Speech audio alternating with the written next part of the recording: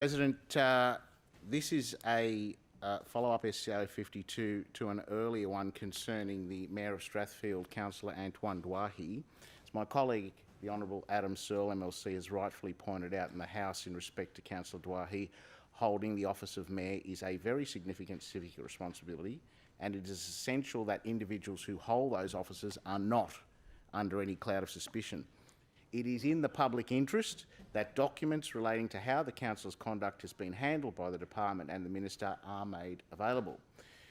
We need to hold the government accountable, ensure that information is available to be disclosed regarding Councillor Doueihi is provided. By way of background to the House, Mr President, on 9 December 2017, Councillor Doueihi was elected to Strathfield Municipal Council as a Liberal councillor.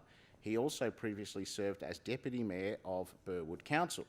The Daily Telegraph reported that Mr Doueihi pleaded guilty in 2013 to carrying out development without consent, and he was fined $43,000 by the New South Wales Land and Environment Court when he was Burwood councillor. Councillor Doueihi added 4 additional boarding house rooms to his Burwood Road development, which might have earned him hundreds of thousands of dollars in extra income over time. He is also the co-director and equal shareholder in DB and DD Sutherland Developments, a company which developed a 24-apartment complex in Sutherland worth an estimated $7 to $15 million. In November 2012, Doueihi also purchased property from Parramatta Council for $2.5 million. The Liberal Mayor at the time, John Chedid, signed off on the deal. The company which bought the property was Crown Developers Proprietary Limited. Councillor Doueihi is a former director and was a shareholder. We now know that a 5-storey apartment block sits on that site.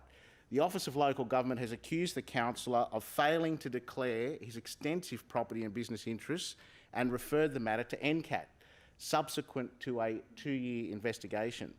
It was reported by the Telegraph that, I quote, significant number of omissions from his returns suggest that Councillor Doueihi either willfully sought to conceal his interests or that he failed to give due care and attention to the accuracy, detail and content of the disclosures required.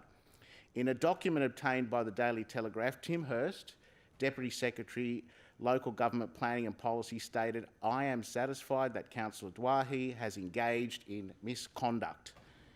Media reports suggest that the OLG thinks that the councillor did not declare his interest in 6 trusts and 13 companies. These companies are mainly related to property development. Although Tim Hurst said the department was in receipt of allegations that Councillor Doueihi was a developer and had failed to declare this in his electoral information, in answers to questions on notice, Mr Hurst said the Commission had not responded to the referral 6 months after receiving it. From the time that the complaint was made to the OLG regarding Mayor Doueihi, it has taken 8 months simply for an investigation to be authorised. This is deeply concerning that the government took this long to deal with this issue, and this is why it is vital that the Order for Papers proceeds. Minister Hancock refused to answer questions about why such a serious matter was not dealt with for so long in budget estimates in March. Minister Hancock did confirm that she will not be banning property developers from council during budget estimates. It has also been recently confirmed by the Sydney Morning Herald that the councillor has given thousands of dollars to the Liberal Party, even though there is a clear ban on developers making donations. Councillor Doueihi donated almost $10,000 to the Liberal Party team who were running for council in Strathfield during the 2017 local government elections, and he had given other amounts to the party since this time. Although this was on the public record, and despite his misconduct, the minister said she was not aware of the donations, which is problematic.